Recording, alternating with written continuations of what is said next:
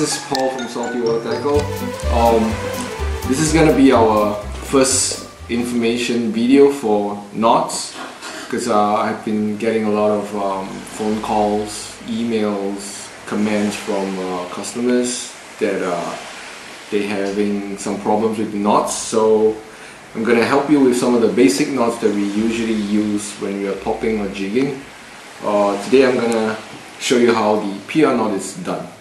Yep, the PR knot is really meant for jigging. You can also use it for casting, but I will encourage guys to use it for jigging. It's a pretty neat knot. It goes through the guide smoothly, and it's really easy to tie once you get the hang of it. I'm going to show you. These are some of the things that we need, because I'm just going to use this as the main line from your reel. It's PE line. You need a bobbin. I have 3 bobbins with me. This is from Shout. They are pretty pricey, but they are really easy to use. This is from Shimano. Very similar to Shout, but it's a lot cheaper. And the last is, this is from this is a cheaper version of the PR bobbin, which I believe a lot of fly fishermen use them when they are tying their flies. You can use this as an alternative and a lot cheaper. You need a good pair of scissors and a lighter.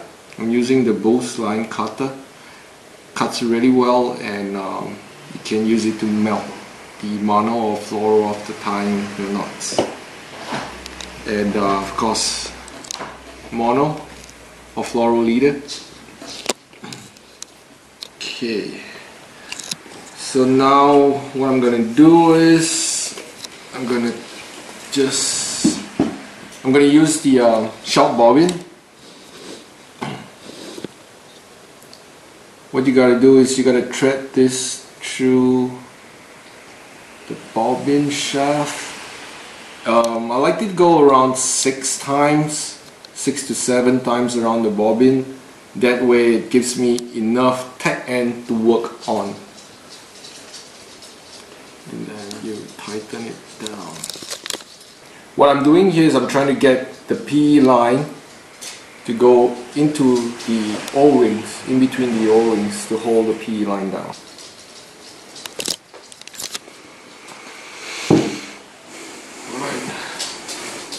So here we have it. The PE line is held between the 2 O-rings. Okay. Next, we need a piece of mono. First, you have the mono. I'm going to use it. I'm going to hold it with my left hand and the bobbin on my right. What I'm going to do is I'm gonna have like 5 to 6 inches of the mono, and then with my index and middle finger I'm gonna go around it together with the braid. Have about 5 to 6 inches of line from the braid.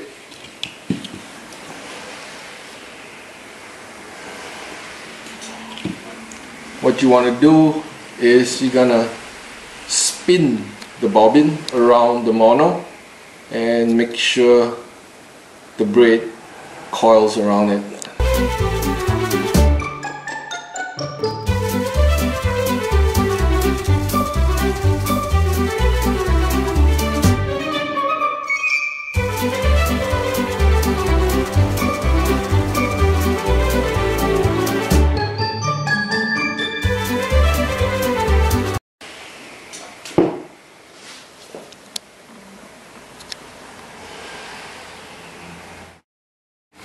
Okay, next you will want to go back up the leader,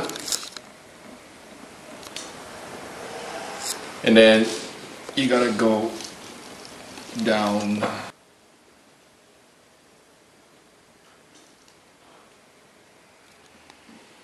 See how it's going down the leader?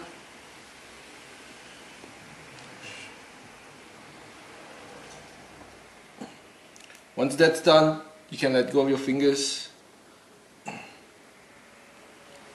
Get the tag end out from the bobbin. This is how it's gonna look like. Alright. Next, you're gonna hold on to your main line and the leader, tag end of the leader. Next, you're gonna use tag end of the braid and make a half hitch.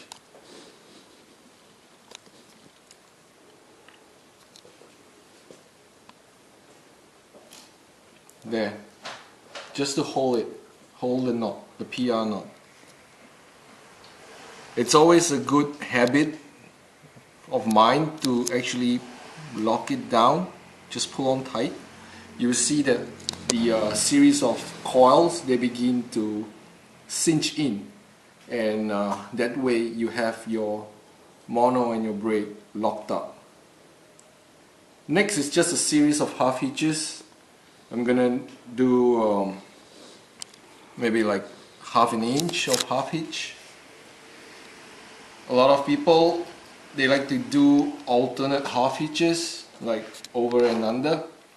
You can do it one way, you can do it either way, over and under, or just keep going in one particular direction. It doesn't really matter, it's all about personal preference. I'm gonna do what people advise, the over and under.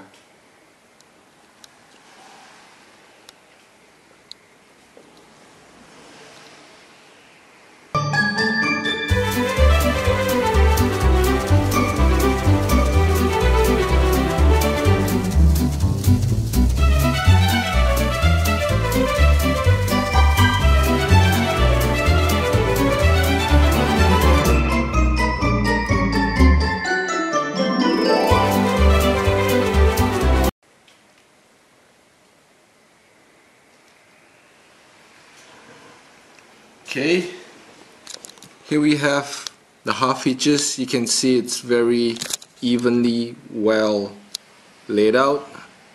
This is because I've been doing it alternate, and you can see the knots are very nicely in line with each other. If you're gonna do one direction half hitches, it's gonna spiral around the mono, which is fine. It's not gonna cause you any problem while you're casting or when you're jigging. It doesn't really matter. But this is how the PR knot's gonna look like. And after this, what we're gonna do is we're gonna tighten both the braid and the leader with the tensioner. This is a very handy tool. I suggest everyone to get it. You don't want yourself to get cut. What you do is you have a couple of wraps around the tensioner on the leader, and same with the braid. What you want to do is you pull, and you're gonna feel the line stretching, which is good because it's biting onto the mono.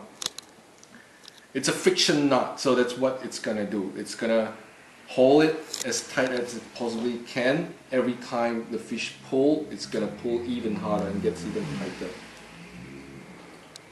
Once you have that down, you want to finish up the knot.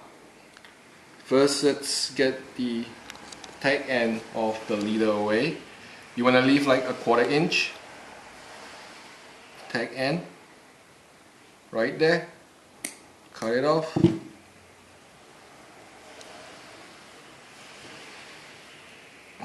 Next, I want to burn the tip of the tag end to a ball, just to act as a stopper in case it slips, but rest assured it's not going to happen.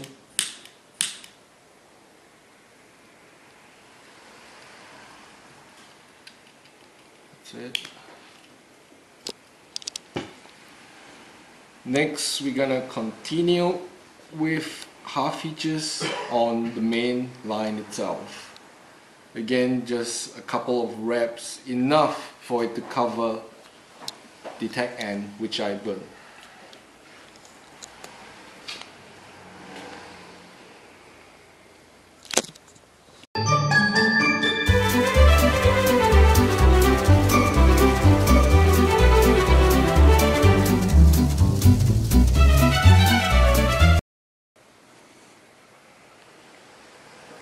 Okay guys, now you can see here I have the half hitches just above the mono. This is like a extra protection against the mono rubbing against the braid. If you're onto a big fish, you know, it's very critical. A small little nick, it's gonna cut your line. So this way you actually double up and it prevents the mono from actually even touching your braided line. Next, I'm just gonna finish off this knot with a uni knot, or a some call it risotto knot, I think. So what you do is it's just overhand 3 times, and then at the bottom loop just go through like 4 or 5 times, 6 if you want.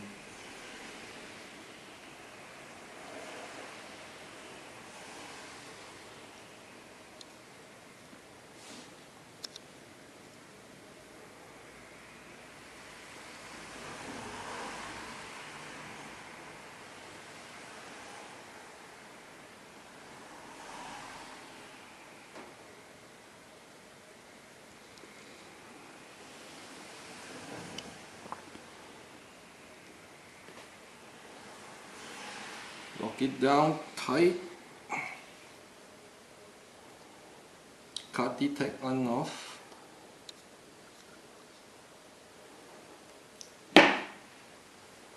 And again, you can burn it or not. It's really up to you, but I'll burn it.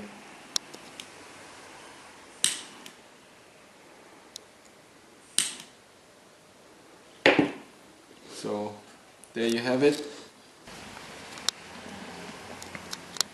See, it's slim. It's gonna go through the guides without any problems. This knot is very, very strong. I would say it's at least 85 to 90% breaking strength, maybe even more. Piano. Thank you. Thank you guys. This is the PR knot again. Excellent knot for jigging. Once again, if you have any questions, email us saltywatertackle.com, call us at the store, or just leave a comment on our YouTube channel, and we'll get back to you as soon as we can. Once again, subscribe to our YouTube channel. Just keep in touch, and see you next week.